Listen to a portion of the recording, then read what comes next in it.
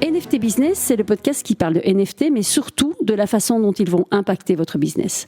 Notre podcast vous aide à comprendre les défis et à saisir les opportunités, car oui, le monde de demain a besoin d'entrepreneurs comme vous. Nos invités sont des bâtisseurs, ceux qui construisent les entreprises de demain. Je suis Claudia Loma, experte en transformation des médias, et je présente ce podcast avec Benjamin Boutin-Spark, artiste et consultant NFT. Et aujourd'hui, nous recevons Raoul Ullens, associé chez Noia Capital, un fonds d'investissement Web3 qui se spécialise dans les domaines du métaverse, des NFT et des DAO. On va vous expliquer tout ça plus tard dans le podcast, rassurez-vous. Raoul a également fondé la Bruxelles Blockchain Conference, dont l'objectif est de nous ouvrir les yeux sur le potentiel de la blockchain et de ses enjeux. Raoul, alors, bonjour, merci d'être là. Bonjour à vous deux. Voilà. En 2 mots, ce qui serait chouette, c'est que tu plantes un peu le décor pour les auditeurs, que tu expliques qui tu es, ce que tu fais, et surtout comment tu es tombé dans la blockchain, dans cet univers du Web3. Et je crois savoir, quelqu'un a soufflé à mon oreille, que ça avait un lien avec ta famille. Et donc, est-ce que tu nous expliquerais tout ça ? Oui, bien sûr. Alors, ça a commencé il y a presque 3 ans maintenant. Et donc la première fois que j'ai vraiment entendu parler du potentiel de la blockchain, c'est à travers mon mentor. Donc mon mentor m'inspire énormément à différents points de vue, et surtout là il m'a expliqué le potentiel de la blockchain dans le cours de l'histoire. Donc le rôle que ça va poser et jouer par rapport aux monnaies souveraines, et aussi tout ce que ça ouvre au point de vue de la décentralisation. Et donc je me suis plongé vraiment à fond là-dedans, et à cette époque j'étais encore chez Bain, et après 1 an j'ai décidé de quitter mon boulot chez Bain pour vraiment... Bain, rappelle-nous, c'est une grande société de conseil. Hein. Exactement, c'est une société américaine de conseil en stratégie, et donc c'était un boulot très différent de ce que je fais aujourd'hui. J'ai quitté début 2021 pour vraiment me consacrer 100% au Web3. Et donc, au fur et à mesure que j'ai plongé là-dedans, j'ai commencé à découvrir les NFT. Et donc, au niveau familial, mon père est artiste et mon grand-père est collectionneur. Et ça faisait déjà un petit bout de temps que mon grand-père me parlait justement de tout ce qui était l'art digital. Ce qui est assez étonnant, parce que en général, c'est les générations les plus jeunes qui amènent cette connaissance. Voilà. Et là, c'est le contraire. Voilà, donc il a toujours eu un côté très visionnaire, et c'est pour ça que ça a toujours été intéressant de discuter de tout ça avec lui. Et donc, j'étais déjà à fond dans le Web3, dans les crypto-monnaies, mais c'est là que les NFT sont arrivés, et que j'ai facilement pu concilier vraiment les discussions que j'avais avec mon grand-père et ce que c'est un NFT.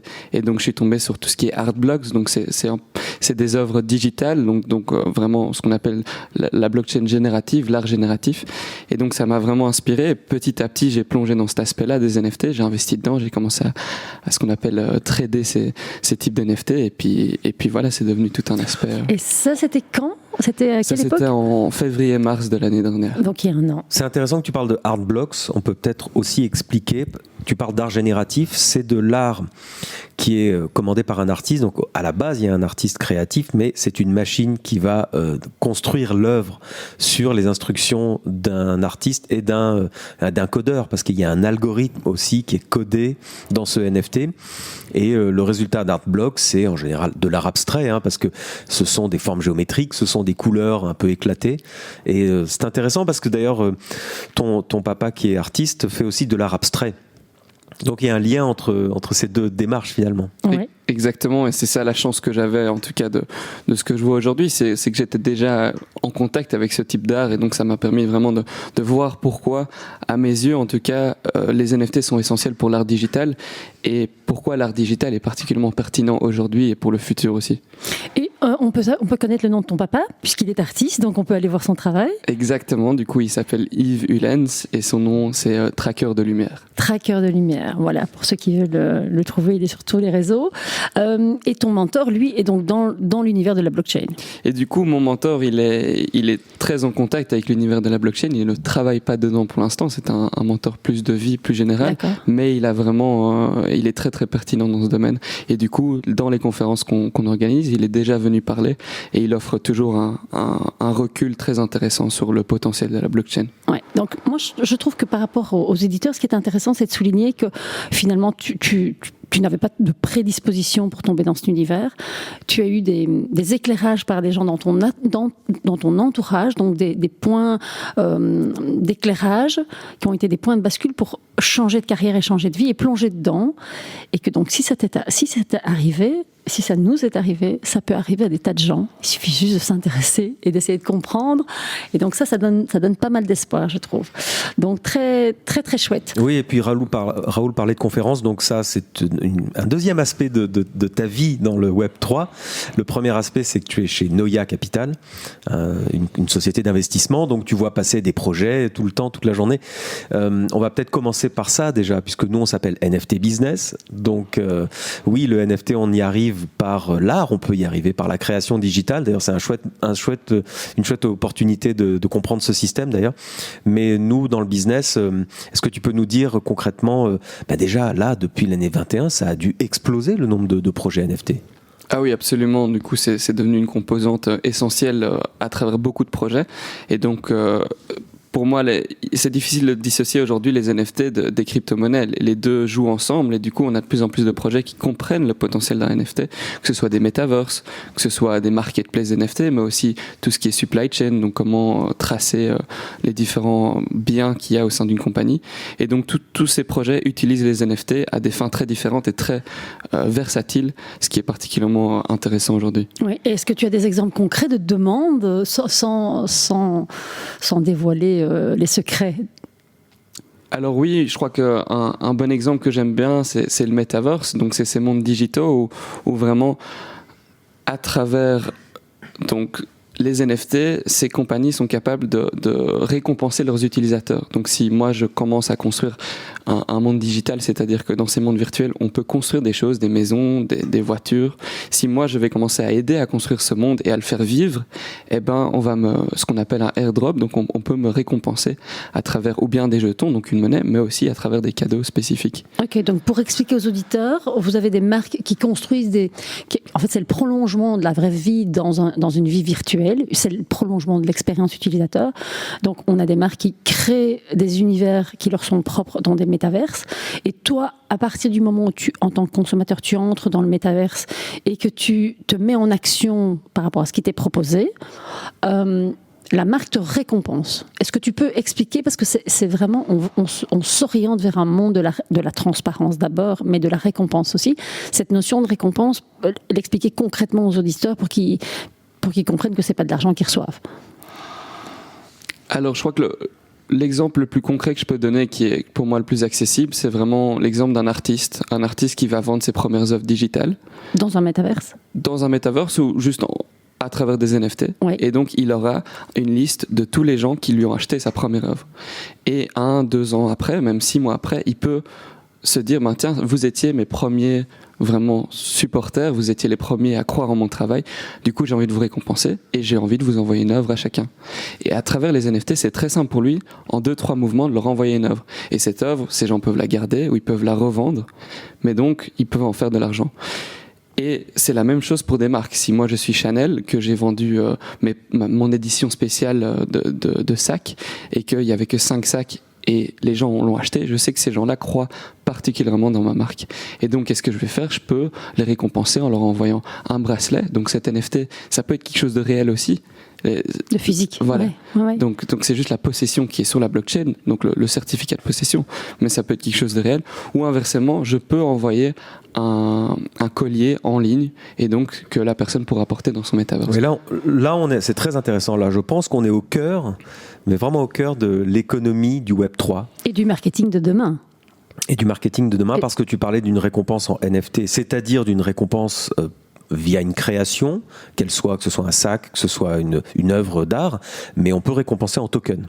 C'est là aussi la grande innovation, et là on va en parler parce que je sais que tu travailles sur des projets dans ce style-là. Alors on a parlé aussi dans les métaverses. Les gens imaginent souvent que c'est très gaming. Alors oui, il y a une vraie gamification de l'économie, je pense, des habitudes de consommation, mais il y a aussi des choses qui ne sont pas liées au gaming. Par exemple, Facebook a sorti ce système de conférences online dans un métaverse où on est autour d'une salle de réunion et on peut présenter des slides, etc. Donc ça, c'est un métaverse business, on va dire, où on peut se présenter avec un casque Oculus, donc un casque de réalité virtuelle, mais on peut le faire aussi sur son écran d'ordinateur en 2 dimensions. Donc ça, expliquer aux gens que le métaverse, c'est pas que s'amuser, c'est aussi travailler, et on peut gagner des tokens dans ce type de configuration. Exactement, et je crois que c'est très important de noter que ce metaverse, il arrive à travers les conférences, à travers Noia. Moi, mon rôle n'est pas de prendre une position sur est-ce que c'est bien ou est-ce que c'est mal. Il arrive parce qu'il y a des facteurs qui vont jouer en sa faveur, c'est-à-dire qu'on ait d'autres épidémies ou qu'il y a un réchauffement climatique qui arrive, on va de moins en moins bouger, la technologie va s'améliorer. Zoom est encore très archaïque, mais bientôt, comme tu en parlais Benjamin, on a des équivalents à travers Facebook. Et donc ces metaverses arrivent, et c'est là que c'est important pour tout le monde de comprendre que c'est pas juste du gaming comme tu dis, mais on va travailler dedans, on va peut-être aller à des concerts dedans, on va se rencontrer à l'école dedans aussi. Et donc là, c'est assez intéressant de se baser aussi sur la littérature. Il y a des très bons livres, notamment Ready Player One, surtout le livre qui illustre très bien le potentiel de ce metaverse. Oui, exact, parce que tout le monde a vu le film de Spielberg, moi aussi ça m'a ébloui, et j'ai appris après que c'était inspiré d'un bouquin, et tout le monde me recommande ce bouquin, qui est, paraît-il, bien mieux que le film. Et pour rappel, pour ceux qui nous écoutent, que l'idée c'est de vivre, il y a une histoire évidemment, mais enfin l'histoire tourne autour d'une vie complètement virtuelle. Tout le monde met son casque en fait dans toute la ville, et tout le monde se retrouve dans des mondes virtuels pour jouer, faire des expériences, etc. Donc ça, c'est vraiment, ça c'est quelque chose à creuser, parce que ça va être un bouleversement complet, d'autant que là aujourd'hui, pour être immergé, on a les casques Oculus qui sont un peu lourds, un peu malaisés, mais à la fin de l'année vont sortir les Apple Glass, où on aura des lunettes avec des verres correcteurs classiques, mais l'iPhone sera intégré aux tiges des lunettes finalement, et donc on pourra projeter en surimpression, en réalité augmentée, on pourra projeter des images 3D. C'est quelque chose, vous travaillez un peu là-dessus, Yves ? Alors on travaille moins en hardware chez Noia, du coup on est moins focalisé sur cette technologie-là, mais bien sûr qu'on voit à travers ces metaverses que c'est des technologies qui vont être adoptées. Je crois qu'un seul point sur lequel j'aimerais rebondir, c'est que ce sera aussi à nous de définir les valeurs qu'on a envie de défendre le jour où on a ces mondes virtuels, et que, en tout cas, je pressens qu'on devra mettre en place certaines valeurs pour qu'on puisse continuer à se rencontrer en vrai, que nos enfants devront aller boire un coca ensemble une fois de temps en temps, à la place de seulement vivre dans leur metaverse. Donc voilà, juste pour dire, ça arrive, ça vient. Maintenant, c'est aussi à nous de définir comment est-ce qu'on a envie de gérer cette technologie. Mais les valeurs, oui, mais aussi... est-ce que c'est pas les acteurs comme nous qui devons, et je sais que c'est ce que tu fais, est-ce que c'est pas les acteurs comme nous qui devons faire bouger les lignes au niveau de la législation, puisqu'en fait il y a besoin d'avoir un cadre, puisqu'en fait la technologie, si on prend la technologie d'Internet, on peut en faire les pires choses. Il y a un cadre à définir, et je pense que c'est pour ça que tu as aussi, que tu fais du lobbying, et que tu as aussi mis en place cette conférence mensuelle, je pense. Tous les 2 mois. Tous les 2 mois. Donc ça, peut-être que tu peux nous en parler, parce qu'en fait, quel est l'objectif ? D'informer, bien sûr, mais pas que, j'imagine. Oui, donc l'idée, c'est vraiment de connecter les acteurs du monde, de la société, avec les entrepreneurs du Web3. Donc vraiment les décideurs d'aujourd'hui, et leur faire comprendre le potentiel de la blockchain et des NFT, et pourquoi c'est particulièrement pertinent autant en Belgique qu'en Europe, et donc à travers ça faire évoluer le cadre. Donc je fais ça avec un ami qui est Christophe de Beukelaar, qui est au Parlement bruxellois, et donc on a vraiment ces 2 casquettes, moi plus du côté business, lui plus du côté politique et certainement aussi social. Et donc vraiment l'idée, c'est que les gens s'éveillent au potentiel, que ce n'est pas une menace, mais surtout une opportunité pour l'Europe, pour la Belgique, et qu'il faut définir en effet un cadre de plus en plus clair pour qu'on puisse en profiter. Oui. C'est bien de préciser qu'il y a un homme politique bruxellois, donc belge, qui a le courage. Tu vois, je parle du mot courage parce qu'on sait qui ne se positionne pas. Pour les politiques, c'est difficile d'énoncer une position par rapport à la crypto-monnaie, par rapport à la blockchain. Comme tu disais, il faut rassurer les gens, parce que la presse diffuse des images, des notions très négatives autour de ça. Donc c'est une bonne chose. Est-ce que tu penses qu'il y a un écho ? Est-ce que c'est en train de changer là en 2022 ? Ça va être enfin je dirais l'assagissement des notions autour de ça, où la presse va pouvoir parler des échos positifs ? Alors, je crois qu'il faudrait être patient au niveau législatif, ça c'est clair. D'ailleurs, Christophe a officiellement annoncé aujourd'hui qu'il allait percevoir son salaire en crypto-monnaie. Bravo. Pour vraiment prendre position. Donc ça, c'est génial et on continue à le soutenir de ce côté-là. Après, au niveau des médias, je crois que ça dépend aussi énormément des marchés. Si les marchés reprennent un coup, les médias, voilà, ils en profiteront pour de nouveau parler mal du Bitcoin. Et c'est à eux de voir comment ils veulent se positionner. Oui. Mais justement, par rapport à ce monde qui change et qui évolue, moi je classe toujours les choses en 3 piliers. Il y a l'entrepreneuriat, ok, on crée des entreprises, les entreprises du futur, le Web 1.3, et on avance. Il y a le lobbying, et c'est obligatoire pour un moment donné continuer à avancer et à se positionner. Okay, quelle position on prend au niveau de la Belgique, quelle position on prend au niveau de l'Europe ou du monde, qu'est-ce qu'on fait, qu'est-ce qu'on ne fait pas. Mais il manque un pilier dans les pays francophones, on en parlait un peu en off, c'est la formation et l'accompagnement des gens. Parce qu'en fait, aujourd'hui, nous, c'est bien simple, quand on va à des dîners, on ne parle plus de ça. Parce que les gens pensent tous qu'en fait on blanchit de l'argent ou qu'on est des terroristes. Et donc c'est très fatigant de faire de l'évangélisation. Et il y a une nuance entre l'évangélisation, ce qu'on considère qu'on fait à travers ce podcast, et la formation. Et en fait, l'adoption massive, elle passe par la compréhension. Et c'est un peu aussi ce que vous faites à travers votre conférence, parce que les gens, en assistant, prennent de l'info. Donc, qu'est-ce que tu penses par rapport à ça ? Ben, je suis tout à fait d'accord avec toi. Moi, de mon côté, j'ai quitté justement mon emploi il y a 1 an pour me former. C'était pas facile parce que c'était pas clair comment se former. J'avais un côté très dynamique et que la technologie m'intéressait. Mais en effet, il y a un trou là et je crois qu'il peut être comblé à travers des formations beaucoup plus poussées au niveau business, accès business. Oui. Il y a beaucoup de code pour l'instant, mais les gens ne sont pas nécessairement intéressés par le code, ce que je comprends. Et puis oui, à travers nos conférences, d'ailleurs, on a différents projets qui arrivent là. On en a une qui arrive sur la politique monétaire dans 2 mois. Dans un mois, fin février. Et donc l'idée, c'est vraiment de manière très simple et très accessible, pouvoir aider les gens à comprendre le potentiel, comme vous faites à travers ce podcast. Ouais. Et moi, quand même, je m'attribue un petit combat au fur et à mesure que j'avance sur ce terrain, c'est qu'il y a peu de femmes, que les femmes ont peur parce qu'elles pensent qu'il faut coder, et qu'en fait, moi, je passe du temps à leur expliquer que non, c'est un univers comme un autre où il y a besoin de 1000 compétences et que finalement, c'est juste une compétence en plus, la blockchain, le Web.3. Il faut avoir cette compréhension, mais elle se calque sur des compétences existantes. Et c'est vrai que plus j'avance, plus je me sens très seule, parce qu'il n'y a pas beaucoup de femmes. Donc j'espère que c'est un combat que tu mèneras aussi. Voilà. C'est en train de changer. Hier, on recevait Marc Toledo de l'exchange Bit4You, qui est d'ailleurs basé à Bruxelles. Nous sommes encore aujourd'hui à Bruxelles avec Raoul. Et il nous disait que presque 30%, plus de 30% des clients sont des femmes qui achètent de la crypto. Et qu'elles investissent plus que les hommes. Et plus que les hommes, ouais. Okay. Et donc ça change. D'ailleurs, donc Claudia parlait de 1000 compétences, et c'est vrai que on peut peut-être aborder en off. Tu nous parlais d'un projet dans la santé, dans le domaine de la santé, avec des récompenses en tokens. Ça, j'aimerais vraiment qu'on l'aborde. Ouais. Donc voilà, ça c'est un 3e pilier de ce que je fais. Il y a Noia, il y a les conférences, et au sein des conférences, j'écris aussi des articles. Donc pour ces gens, des articles très accessibles. Donc vraiment pour faire ce pont entre le manque d'éducation et les gens curieux.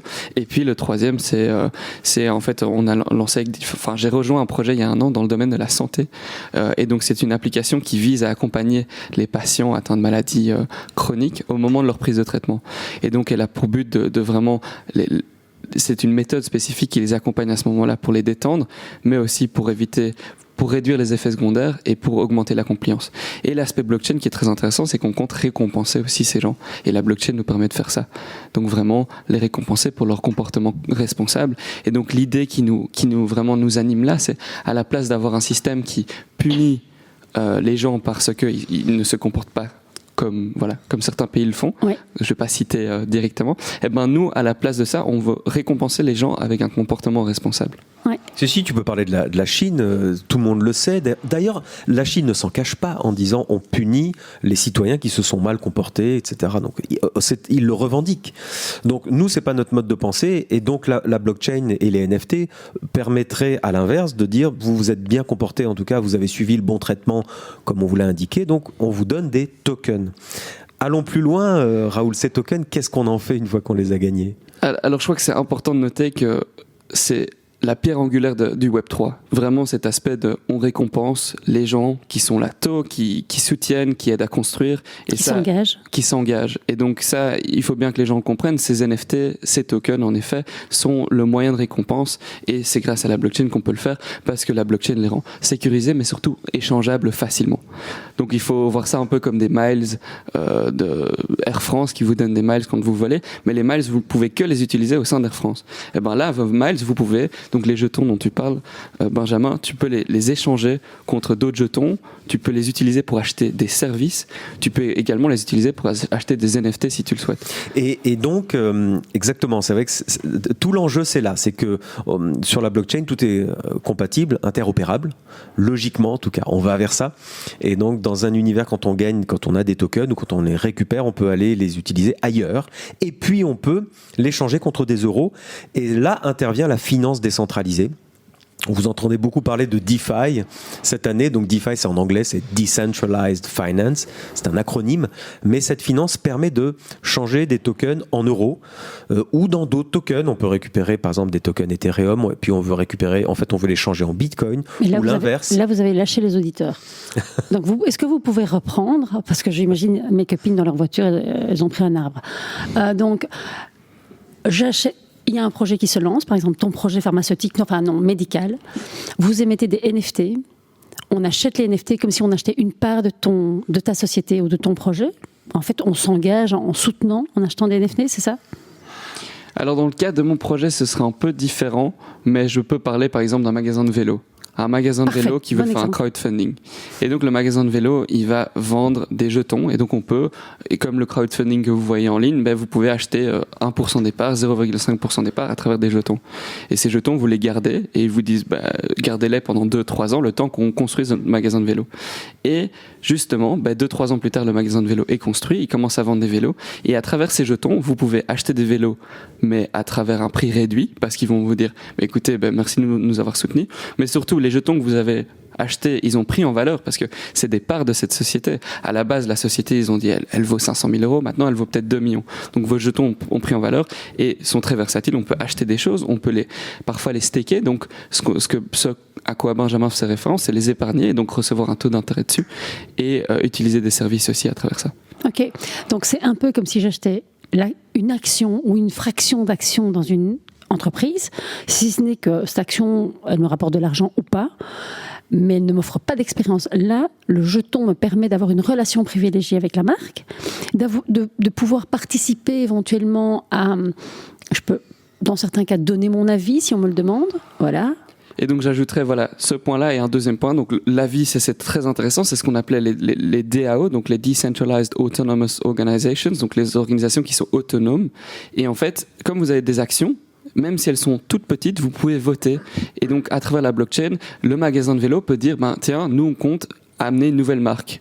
On a le choix entre ces deux marques et on va demander à la communauté, donc à nos actionnaires qui ont fait ces jetons, de voter et de dire, nous, on préfère celle-là ou celle-là. Et aussi, l'élément NFT, c'est que potentiellement, si le magasin de vélo veut récompenser ses premiers investisseurs, il peut leur envoyer un NFT qui est un badge, par exemple, pour dire, tiens, moi, je revendique être dans cette communauté, mais ça peut également être une paire de gants. Ça peut être de tout. Ok. Et ça peut être aussi, si demain le magasin n'est plus physique, mais que le magasin est dans un métaverse, j'entre dans le métaverse. Si je veux choisir un deuxième vélo, j'entre dans le métaverse et grâce au NFT, je suis prolongée dans cet écosystème digital, virtuel, qui est le prolongement de l'expérience utilisateur. J'ai tout compris ? On peut expliquer qu'un métaverse, c'est un bien grand mot pour dire un site web avec un design graphique attrayant, avec un 3D. En 3D, avec un petit avatar qui vous représente dans cet univers.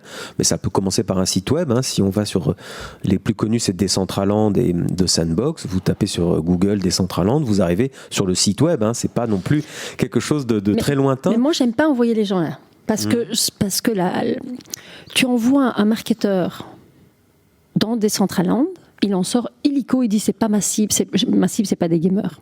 Je trouve que c'est encore trop connoté gaming.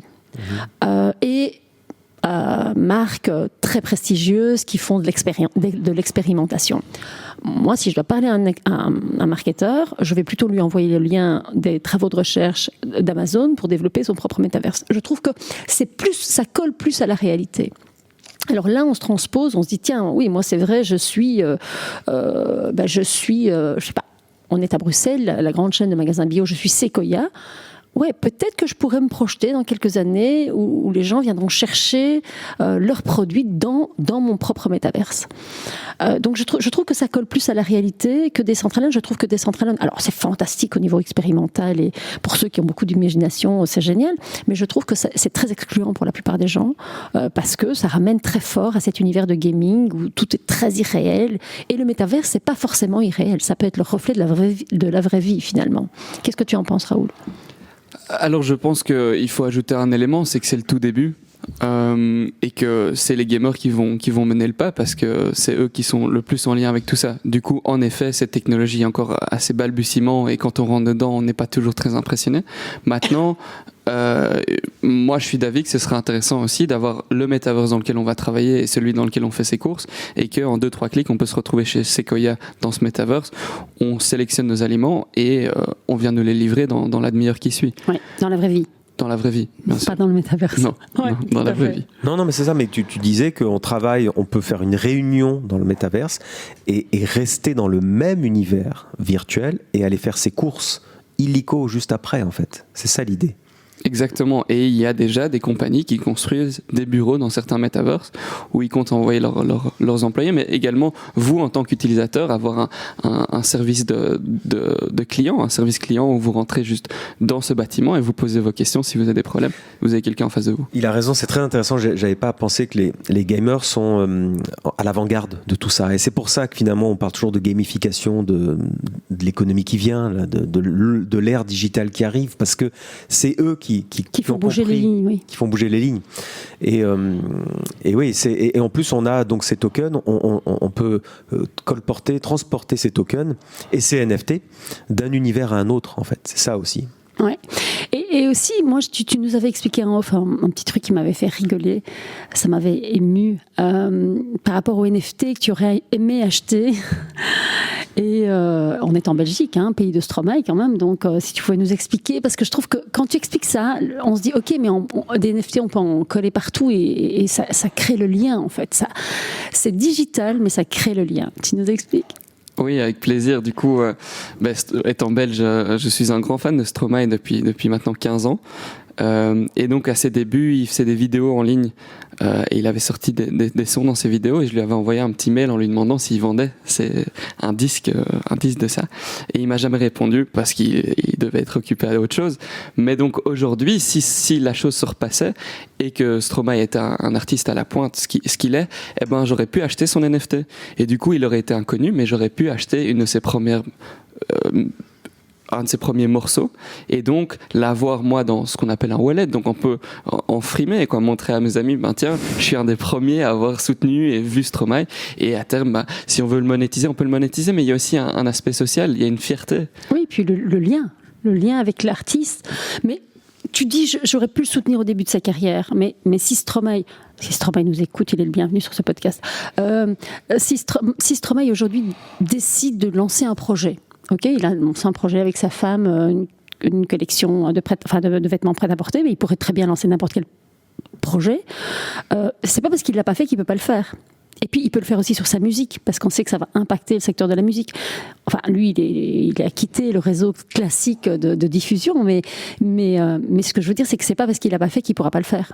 Parce qu'en fait, ce qui est important, c'est pas tellement, c'est le soutien au départ, mais c'est aussi cet affect où t'as l'impression, en fait, t'as presque l'impression d'être son meilleur ami, parce que tu possède une fraction de sa vie en fait.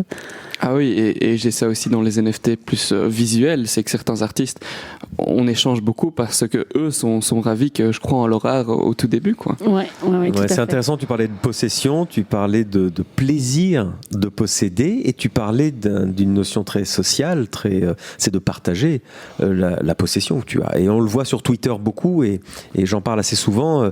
Maintenant, Twitter a même fait un système où on connecte son wallet à Twitter pour dire à toute la communauté Twitter, regardez ce que je possède comme NFT. Alors en général des œuvres d'art, des œuvres digitales, mais bientôt ça pourrait être un morceau de musique, ça pourrait être un morceau de film, ça pourrait être un ticket d'entrée à un concert, ça pourrait être un ticket d'entrée à une de tes conférences, qui pourrait être en NFT, et je pourrais pourquoi pas revendre aussi ce ticket, donc spéculer là-dessus, sur le succès de ta conférence. Je pourrais aussi montrer sur Twitter la fierté que j'ai d'avoir acquis un ticket, peut-être que ce ticket est rare.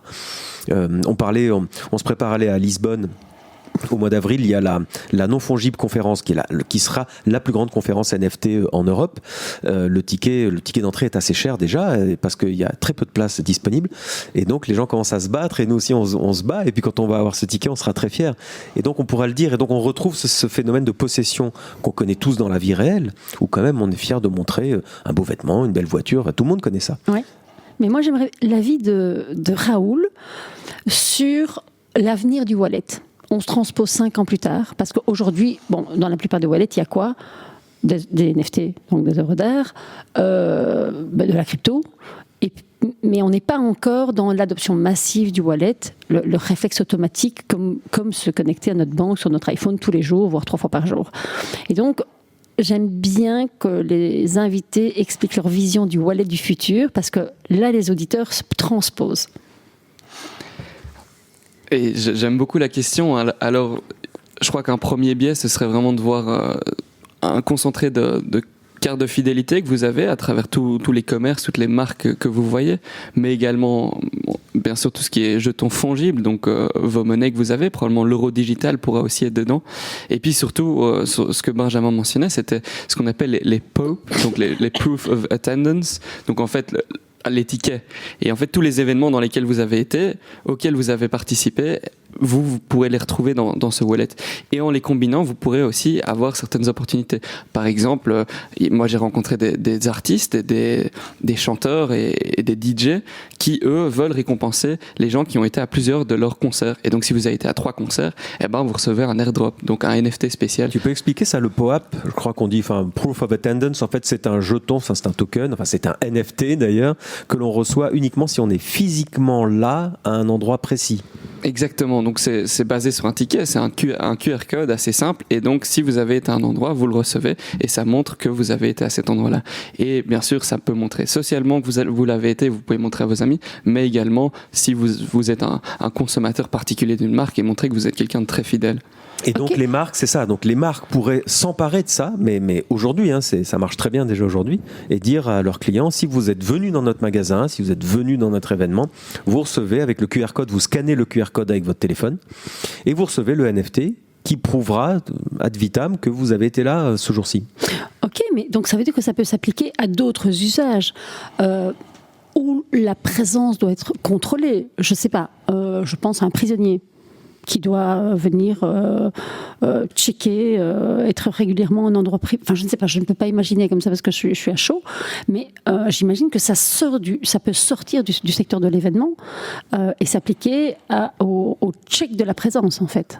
Ah oui, je crois que ça peut s'appliquer à énormément d'aspects, même à votre billet d'avion, à beaucoup de choses en effet. Et c'est là que c'est toute une discussion énorme à avoir autour d'une autre bière et vraiment commencer à brainstormer sur le potentiel de tout ça. C'est là que la régulation interviendra, parce que Claudia parlait de prison, ça veut dire que Claudia parle de tout ce qui est lié à la juridiction, aux lois finalement.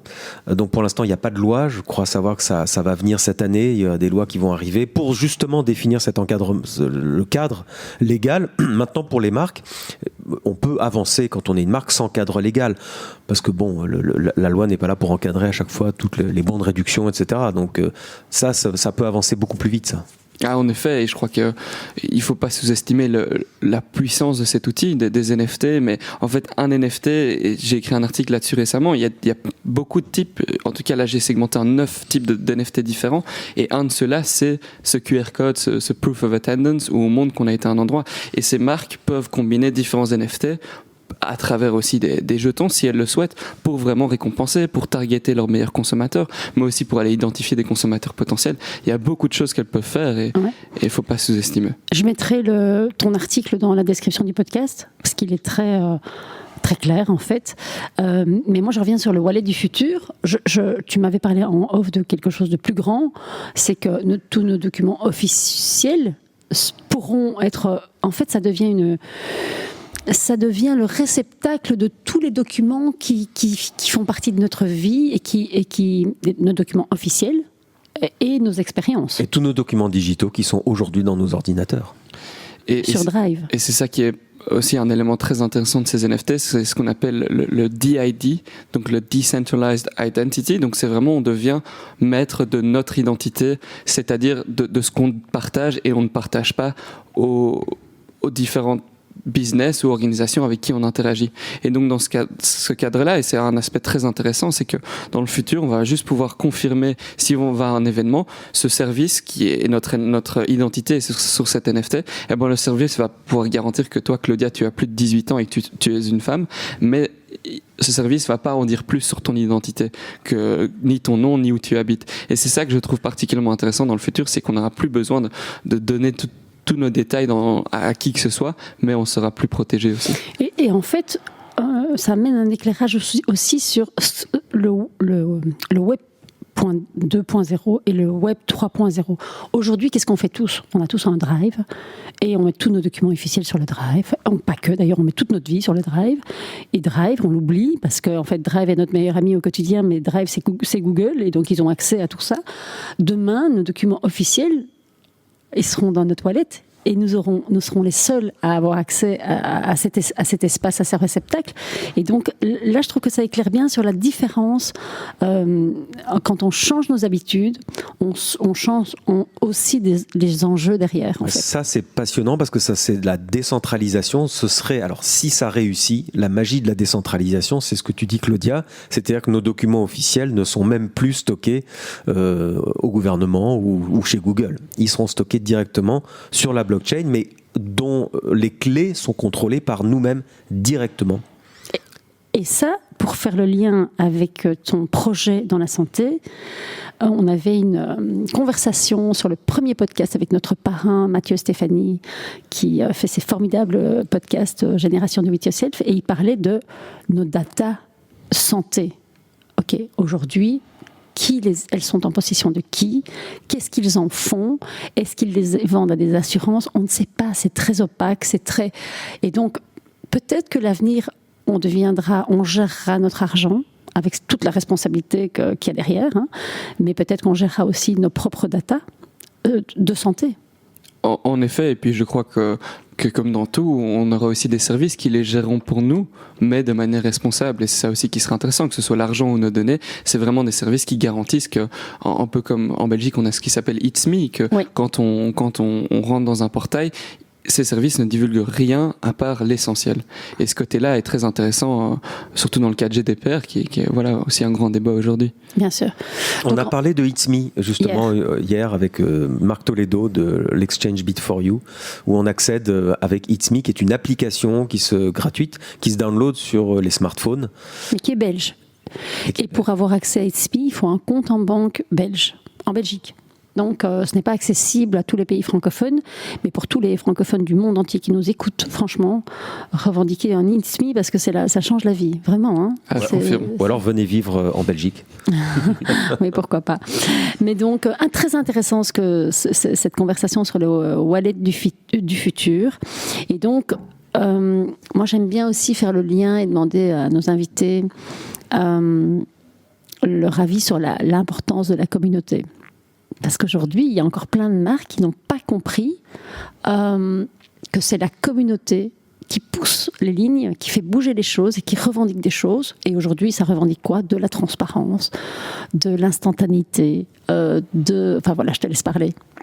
Ah mais ça c'est vraiment un sujet très intéressant parce que au sein des NFT c'est un sujet central.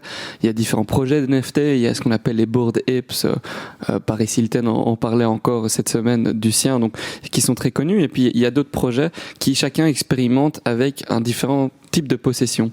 Donc des projets où vous possédez votre propre NFT, des projets où c'est le créateur qui possède les droits de publication, et ça crée des communautés différentes, et c'est là qu'on voit vraiment le pouvoir d'une communauté de promouvoir un projet, mais aussi au sein de ces projets il y en a un qui s'appelle le CCO, donc c'est une manière de, en fait, personne ne possède les droits de ce projet, et donc tout le monde peut construire dessus. C'est-à-dire vous possédez votre propre NFT et c'est une fierté, et moi j'en possède aussi de cela, mais chacun, qui que ce soit, peut utiliser cette photo et construire dessus et créer des nouveaux projets. Quel est ce projet dont tu parles? Ça c'est les Cryptoads. C'est un artiste qui s'appelle Gremplin, et donc moi j'ai une photo d'une grenouille assez sympa, et pour beaucoup de gens ça paraît probablement assez absurde, mais c'est aussi voilà une manière de prouver que je soutiens ce type de projet, et des gens peuvent utiliser ma grenouille et créer un dérivatif et le vendre et juste créer une copie de ma grenouille un peu différente, mais moi ça met ma grenouille en valeur, et donc en fait ça augmente la taille de la communauté, et en augmentant, c'est ce qu'on appelle la loi de Metcalfe. En fait c'est un réseau, la puissance d'un réseau est égale à son nombre de membres au carré, et donc au plus ce réseau grandit, au plus sa puissance, sa valeur augmente au carré. Et donc voilà, bon, c'est plus compliqué comme sujet, mais en tout cas c'est très intéressant de voir ces communautés, comment elles utilisent cette force pour grandir et aussi soutenir des projets dans la vie réelle, parce qu'elles lèvent des fonds et qu'il y a certaines personnes qu'elles ont envie de soutenir ou certaines causes. Ouais. C'est ça la magie de la blockchain et des NFT, c'est que dans la même phrase on peut parler de grenouille et de loi de Metcalfe. J'adore. J'explique toujours aux gens, ils sont très désemparés en disant les NFT, c'est quoi? C'est des dessins de grenouilles, des dessins de punk, de crypto-punk, de crypto-kitty, des petits chats. J'explique aux gens qu'il y a dans le fond quelque chose de fondamental qui est en train d'arriver, c'est l'ère de l'avatar. Comme on se projette tous dans le digital, on aura tous une petite représentation de soi-même en digital. Et donc le phénomène des collectibles dont tu parles, donc toi tu parlais des les grenouilles, les crypto-punks, etc. C'est en fait de s'approprier chacun un petit avatar, une petite représentation de soi-même ou de son état d'esprit finalement. Et donc ça ira très loin. C'est aussi pour ça qu'il y a des prix faramineux qui montent là pour les premiers collectibles. Et c'est fondamental. Je parlais de Twitter, où maintenant sur Twitter, la plupart des gens dans ce secteur-là, NFT, blockchain, au lieu de mettre leur photo, ils mettent une petite image, en fait, une image 3D, une image dessinée en fait, qui est un collectible. Et c'est là qu'on peut faire une parallèle très tangible avec le monde de l'art comme on le connaît, l'art contemporain ou l'art en général. C'est que beaucoup de gens dérivent aussi une certaine fierté de posséder une belle œuvre d'art d'un artiste qu'ils aiment bien, que ce soit les grands artistes comme des Rothko ou des Pollock. Ils en sont très fiers. Aujourd'hui c'est la même chose. On fait partie d'une certaine communauté, donc un certain état d'esprit, parce qu'on possède cette grenouille spécifique. Et les connaisseurs, comme les connaisseurs d'un Rothko, diront tiens, toi tu es plus pour ce type de valeur là. Mais aujourd'hui c'est plus que ça. C'est tu en fais partie. Ça veut dire tu as compris, tu sais de quoi on parle, tu es plongé dans l'univers. Donc c'est de nouveau, on revient au lien d'appartenance qui lie les gens en fait. Donc on est lié par quoi? Les possessions, ce n'est jamais... Je dis toujours, le monde digital, c'est le reflet de la vraie vie. Avoir un Rothko chez toi, ça te positionne. Par rapport à quoi? Ton réseau social, ta puissance financière. Le goût vient même après tout en fait. Et oui, enfin, bon, c'est un Rothko, j'espère pour toi que tu l'aimes, mais donc là, c'est la même chose. C'est, tu as un avatar qui est la représentation d'un NFT que tu possèdes, mais c'est aussi l'appartenance à cet univers des NFT, de le blockchain. Donc tu comprends ce que je raconte, en fait. Et c'est entrer dans un clan, c'est Rémi Peretz qui me fait toujours rire. Il dit, mais moi, je suis rentré, j'ai mis ma tête pour aller voir ce qu'il y avait dans le trou et je suis tombée de l'autre côté. En fait, c'est un peu ça, tu es de l'autre côté. Tu es de l'autre côté de cette réalité, tu es déjà dans le monde de demain et tu en fais partie. En fait, c'est un peu ça. J'ai l'impression que c'est comme ça que tu as raison, il y a des codes déjà. En gros, c'est déjà très codifié, finalement, cet univers des NFT. Et toi, tu as un collectible et les gens vont te reconnaître comme quelqu'un qui a tout compris au NFT, qui est dans la place, qui a même un peu de moyens, parce que parfois, ça peut coûter cher aussi, des collectibles. Donc maintenant, on dit même PFP. Je crois que dans ton article où tu définis les 9 types de NFT différents, tu parles de PFP, donc Profile Picture, et c'est exactement ça à l'ère de l'avatar, c'est-à-dire qu'on veut une représentation de nous-mêmes, une photo de profil qui soit un collectible NFT. Ouais. Moi j'ai 2 questions, parce qu'on est presque à 1 heure déjà, tu vois, c'est passé vite. Donc tes conférences, elles sont en physique, mais imagine que j'habite à Lyon. Est-ce que je peux y participer à distance ? Comment ça se passe ? On te trouve où ? Alors c'est important de savoir que tous les événements sont diffusés en live, en direct, Okay. et du coup où que vous soyez, vous pouvez y assister. Et le site web officiel est blockchainconference.brussels. On le mettra dans la description. Ou bien vous pouvez aussi nous trouver sur LinkedIn à la Brussels Blockchain Conference. Et donc on a un event tous les 2 mois, on aborde des sujets très différents, que ce soit les NFT il y a 1 mois maintenant, que ce soit la politique monétaire ou encore les applications différentes de la blockchain dans le business qu'on va faire aussi. Du coup, plein d'événements, et n'hésitez pas à consulter la page pour voir ce qui suit. Super. Et j'avais une autre question sur Noya, parce qu'on en a parlé, mais en filigrane finalement. Donc, est-ce que tu peux revenir sur ce que vous faites ? Qui sont vos clients ? Et comment vous voyez l'avenir ? Est-ce que vous avez besoin de compétences ? Est-ce que vous voulez vous développer ? Est-ce que vous cherchez d'autres investisseurs ? Bref, raconte-nous tout ça. Avec plaisir. Du coup, Noya, en 2 mots, c'est un fonds basé au Luxembourg qui a été créé en début 2020, qui est axé sur le Web3 uniquement. Et donc, c'est un fonds hybride, c'est-à-dire qu'on a levé des fonds qui sont d'une partie tradés sur les marchés, donc ça c'est 70% de ce qu'on fait, et 30% c'est vraiment en venture capital. Donc moi c'est le sujet, la partie dans laquelle moi je travaille plus, donc c'est vraiment investir dans des boîtes qui sont très jeunes, qui n'ont pas nécessairement déjà des jetons, et donc découvrir un peu des pépites de ce côté-là. Et donc nous, dans quoi est-ce qu'on croit pour l'instant ? C'est que bien sûr dans le domaine du Web3 il faut du talent. Au sein de la boîte on continue de grandir, et ça c'est un aspect, mais le domaine du Web3 a vraiment besoin de talent, et de tout type de talent. Et c'est ça que je dis souvent à mes amis aussi qui sont curieux de ce domaine-là. Il n'y a pas besoin de s'y connaître particulièrement. Enfin, les gens surestiment les connaissances requises pour rentrer dans ce monde. Tout à fait. Et moi y compris, et j'ai mis du temps à me former pour rentrer dedans. Mais il suffit d'un peu de curiosité, d'écouter des podcasts comme celui-ci ou d'aller à des conférences, et vous aurez une notion de ce qu'est un NFT, son potentiel. Et il n'est pas nécessaire de connaître tous les aspects techniques du NFT pour pouvoir vraiment utiliser cette technologie à travers un développeur ou quoi. Donc ça c'est très important. Et puis on a besoin de tous les métiers, que ce soit marketing, que ce soit communauté, que ce soit aussi avocat, RH. Voilà, ouais. RH, et puis aussi tout ce qui est gestion de projet. Aussi simple que ça. C'est comme les projets web aujourd'hui. Enfin, ça fait déjà 15 ans que tout le monde a des projets web et personne ne connaît le codage d'un code web. Enfin, c'est pas nécessaire du tout. Bien sûr, bien sûr. C'est quelqu'un qui me disait aujourd'hui on demande c'est à quoi sert le NFT, c'est comme dire à quoi sert un site web. En fait, un site web peut servir à tout, absolument tout. Donc un NFT peut servir à beaucoup de choses. Bien sûr. Mais pour revenir sur les projets dans lesquels vous investissez, est-ce que c'est toi qui les repères, qui va les chercher, ou est-ce que ce sont des jeunes startups qui viennent vous présenter leurs projets ? Ça se passe comment ? Moi, je me mets à la place du type qui lance un projet, qui nous écoute et qui se dit tiens, moi je dois lever des fonds, j'ai besoin de soutien, est-ce que j'irai ? Donc ça se passe comment en fait pour Alors on a vraiment la mission d'aider l'écosystème à grandir, tout en bien sûr représentant nos investisseurs, donc en étant responsable dans nos investissements. Et moi c'est exactement ça mon rôle, de dénicher ces projets, et ça va dans tous les sens, que ce soit des rencontres dans des conférences, que ce soit un projet à propos duquel je lis sur un site web ou sur un blog, mais aussi des entrepreneurs qui nous contactent en direct. Ouais. Et c'est pour ça qu'on est toujours ouvert aussi à discuter de tout ça, parce que c'est important, et dans cet écosystème on l'est particulièrement, c'est rester ouvert à quelque opportunité que ce soit, et même une fois de temps en temps une discussion autour d'un café juste pour parler du Web3. Bien sûr, mais tu as un job super excitant en fait. Ah, je confirme. Ouais, parce que finalement tu rencontres plein de gens, et c'est la meilleure façon de continuer à apprendre, parce que tu es vraiment à la racine de ce qui va être les entreprises de demain. Et là, je fais le lien avec notre podcast, qui est le podcast des bâtisseurs, ceux qui construisent des entreprises de demain. Donc, c'est génial. Nous, on fait comme toi, toi, tu le fais avec des conférences, et nous, on le fait en podcast, c'est-à-dire qu'on apprend beaucoup de choses avec nos invités. Donc à chaque fois, on se forme finalement au fil de l'eau avec celles qui nous écoutent. Comme toi dans les conférences, j'imagine que tu apprends aussi des choses en faisant venir tes invités.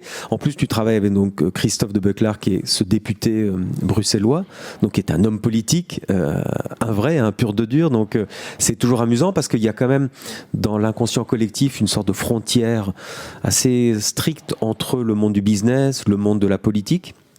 Mais lui, apparemment, n'hésite pas à ouvrir cette frontière, à dire on doit travailler main dans la main. Donc ça m'intéresserait d'avoir juste ton avis là-dessus. Est-ce qu'il est un peu isolé dans ce pays, ou est-ce que tu penses c'est une locomotive qui va ouvrir les vannes de cette collaboration ? Alors je pense qu'il a une grande force, c'est qu'il a de l'expérience en entrepreneuriat, donc il a une notion du business et il n'en est pas intimidé. Maintenant, oui, aujourd'hui, il y a peu de politiciens qui ouvrent les yeux au potentiel. Maintenant, on a Pierre Persson du côté français qui vient justement pour une conférence dans un mois parler de ça, et lui est très très calé dans le sujet. Et je crois qu'en Belgique, il y a des oreilles qui s'ouvrent de plus en plus, et donc c'est là que ça devient intéressant pour lui de faire le pont entre le monde du Web3 et le monde politique. Oui, mais quelle est sa perception ? Parce que après, on parlera de Pierre Persson, parce qu'en France, vraiment, il est emblématique. Parce que alors lui, il dit qu'il a de la crypto, lui il est très fier de ça, il dit qu'il faut avancer à fond. Il est très isolé en revanche en France. Mais, et donc tu penses qu'à Bruxelles, au sein même de son parti politique, comment il est vu ? Est-ce qu'il est perçu comme un novateur, ou est-ce qu'il est perçu comme quelqu'un qui s'est un peu isolé finalement ? Alors je dois dire que son parti politique est très réceptif. Ouais. Et d'ailleurs on a eu son chef de parti qui est venu à notre première conférence parler et qui était très ouvert. Du coup son parti en question est très ouvert. Maintenant, les autres partis sont encore assez fébriles et assez fermés. Mais c'est là que je fais le lien avec ce que je te disais, les 3 piliers, donc l'entrepreneuriat, le lobbying et j'aime pas l'évangélisation parce que c'est fatigant, mais la formation. Les politiques ont besoin d'être accompagnés dans leur réflexion aussi, parce que souvent ils sont comme plein de chefs d'entreprise, ils disent la blockchain c'est pas pour moi, les NFT c'est pas pour moi, mais si vous avez cette responsabilité sociale d'ouvrir la voie, de tracer le chemin, de le sécuriser pour qu'on puisse avancer. Exactement, et de construire ce pont, et c'est ça aussi qu'on a envie de mettre en avant. On n'est pas des révolutionnaires qui veulent casser le système actuel et arriver avec les valeurs uniques de la crypto-monnaie du Bitcoin.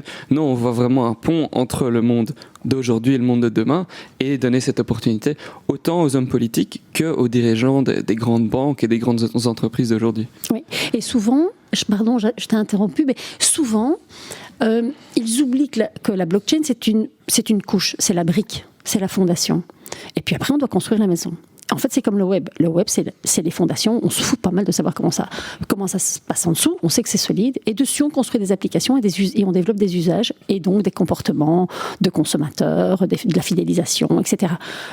Et en fait, les politiques ne se sentent pas concernés parce que c'est la brique, c'est la fondation. Mais on a envie de dire, si ça, c'est pas solide, qu'est-ce qu'on peut construire dessus, en fait ? Et donc, c'est aussi ça qui est intéressant, c'est de leur dire... Oui, la solidité se fera par le code de la blockchain qui est très solide, ça c'est garanti, mais on voudrait la régulation, la législation qui encadre ce code informatique. Et qui ne freine pas. C'est ça. Qui stimule, qui ouvre la voie et qui porte les entrepreneurs. Parce que souvent, la législation, elle met les barrières. Et elle empêche. Et c'est là aussi, c'est important pour eux de se rendre compte qu'il y a une création de valeur énorme. Et la question, c'est qui va s'en emparer ? Est-ce que la Belgique et l'Europe veulent saisir cette opportunité, ou est-ce qu'on a envie de la laisser aux States ou à d'autres pays ? Oui, d'ailleurs, je lisais, je crois que je ne sais plus qui disait ça, mais c'est l'Europe doit se réveiller, parce qu'aujourd'hui, les Européens, qu'est-ce qu'ils font ? Ils vont la première chose qu'ils font le matin, c'est aller sur Facebook ou Instagram. Ensuite, ils vont sur Google. La journée, ils travaillent sur tous les outils offerts par Google, Google Maps, Waze, etc. Et le soir, ils regardent Netflix. Et en fait, tout ça, ce sont des immenses industries américaines. Et donc, il y a un marché à construire. Il y a plein d'entrepreneurs qui ne demandent qu'à construire ces entreprises de demain et ce monde du futur, dans lequel on a déjà un pied. Et ça ne peut pas se faire sans les politiques, évidemment, bien sûr. Et puis, le message est très fort de dire que vous n'êtes pas là, on n'est pas là, nous, pour mettre à bas le système. Au contraire, on est là pour projeter le système dans la société digitale. Et ça se fera en coopération. Donc, il faut rassurer tout le monde, parce que les banques, les grandes industries, les banques centrales, les institutions se disent mais enfin tout ça va nous renverser. Mais non, en fait, tout le monde aura un rôle à jouer. On n'est pas des cypherpunks. On n'est pas des punks. Mais inversement, c'est comme à l'époque de la bougie et des premières lampes, de l'électricité. C'est à eux, les entreprises qui, elles, embrasseront cette technologie, survivront et même réussiront très bien. Mais celles qui la résisteront, c'est le cours de l'histoire qui aura raison. Bien sûr. Bon, c'est super, très passionnant. Est-ce que tu as quelque chose d'important à dire, un message à faire passer Tu peux tout dire en fait. Alors, si je devais clôturer sur une idée et sur un message, c'est que pour certaines personnes, ça peut paraître effrayant, que ce soit surtout le metaverse, les NFT, intimidant, mais je crois que de un, l'éducation arrive et que ce soit nos médias ou même à travers des podcasts ou des formations, des conférences, ça va arriver, ce sera de plus en plus digeste, mais aussi si certaines de ces valeurs vous effraient parce que l'idée de vivre dans un monde virtuel vous fait peur, ce que je peux comprendre. Je crois que c'est aussi à nous de définir ces valeurs, et je l'ai déjà dit, mais je le répète, ce sera à nous de définir un cadre qui sera sain et qui nous permettra d'évoluer de manière positive. Mais donc, pour aller plus loin, pour rassurer les gens, parce que je suis tout à fait d'accord, c'est le message à envoyer, apprenez, découvrez, vous verrez que ça fait pas du tout peur, que c'est même très enthousiasmant. Et que chacun a un rôle à jouer pour justement définir les codes de ce monde à venir. Tu penses le faire donc toi tu le fais par ton action dans ton travail déjà au quotidien, et tu le fais par les conférences, les Bruxelles Blockchain Conférences. Est-ce que tu penses que cette année 2022 va être une année clé où tout va se retourner ? Un point de bascule. Alors 2021 a déjà été très clé au niveau personnel et puis aussi au niveau de l'industrie, et je crois qu'on va continuer sur cette lignée, et on va continuer à ouvrir des portes aussi à travers des articles, que ce soit tous les moyens sont bons. Ouais. Et je crois qu'on a aussi besoin d'ambassadeurs, que ce soit des vidéos YouTube, des podcasts, des articles, on a besoin d'ambassadeurs aussi. Bien sûr. Oui, on a besoin aussi, je crois que c'était Monsieur Stachenko, là, qui est chez KPMG, qui disait, pour les politiques, puisqu'on y revient, on parlait de l'homme politique avec lequel tu travailles, et Stachenko, qui est chez KPMG, disait, qui est un expert blockchain, il disait, il suffirait déjà simplement qu'un homme politique se déplace dans l'entreprise Ledger, qui est l'entreprise phare en France, qui fabrique les fameuses clés, les clés privées pour héberger ses cryptos. L'homme politique qui se déplacera dans cette entreprise et qui dira, cette entreprise c'est l'avenir, elle crée de l'emploi, elle crée de la valeur. Ce que tu disais, la valeur, et ça c'est important, et juste ça enverrait un signal très important à toute l'Europe, à toute la communauté du business, à la communauté crypto évidemment, à la communauté NFT, pour dire c'est bon, il y a de l'intérêt, on a de l'écoute auprès des décideurs, on a de l'écoute auprès de ceux qui font les lois. La porte est ouverte, avancez. Et c'est déjà le cas dans certains pays, que ce soit Dubaï maintenant bouge beaucoup, ou encore Lisbonne et le Portugal en général, et c'est ça la réalité, c'est que j'ai beaucoup d'amis entrepreneurs qui sont très talentueux, qui sont belges, mais qui ont tous quitté la Belgique parce que le cadre n'était pas bon, et ça c'est la réalité aussi que je crois que les gens doivent s'en rendre compte, c'est que les opportunités sont plus intéressantes à l'étranger parce que certains pays ou certaines villes comme Lisbonne arrivent à créer cette communauté où on échange des idées et on est dans un cadre beaucoup plus clair. Donc que ce soit la France ou la Belgique, il faut qu'on se réveille. Ah, tu connais donc des jeunes, des talents belges qui ont quitté pour le Portugal ou même Dubaï ? En effet, hier je dînais avec des talents belges qui disaient qu'ils envisageaient de quitter eux aussi, et même Berlin. Donc oui, il y en a beaucoup qui ont bougé. Oui, ce que tu appelles un environnement favorable, c'est les banques déjà qui disent ok, on peut vous ouvrir un compte en banque si vous avez un projet de boîte crypto, déjà ça commence par ça. Ah oui, et surtout pas le fermer, ce compte en banque, comme beaucoup de banques l'ont fait, et puis que ce soit organiser des hubs, que ce soit des fonds qui sont libérés pour des projets blockchain, des coworks qui sont créés pour des projets blockchain, des événements, tout ça. Oui, tout à fait. Il y a du taf. C'est passionnant. Moi, j'ai encore 1000 questions à te poser, Raoul. Mais on se reverra.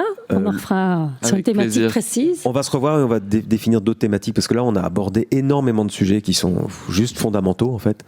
Donc, j'espère que ça a plu à tous ceux qui ont écouté. On pourrait peut-être vous recevoir à deux avec Christophe de Buckler. Avec plaisir. Oui, ça pourrait être intéressant. On achètera un 4e micro. Ça marche. Merci en tout cas pour toute cette podcast, toutes ces infos, ces explications, c'est très stimulant. Merci beaucoup d'être venu. On peut demander à tout le monde de nous encourager aussi en mettant quelques étoiles et quelques commentaires sur notre podcast. C'est important, ça nous encourage, ça nous donne de l'énergie. Et pas que, Raoul, tu nous mets 5 étoiles et un petit avis, parce que les avis comptent autant que les étoiles, et surtout il faut faire comprendre aux gens, parce que moi personnellement, pourtant je suis dans le digital depuis très longtemps, mais je me sentais pas du tout concernée. Mais aujourd'hui, nous sommes directement impactés par les algorithmes qui dépendent de vos 5 étoiles, pas 4, 5, et de vos avis. Donc on compte sur vous, on compte sur toi, Raoul, et voilà, on vous souhaite une bonne écoute et une bonne journée.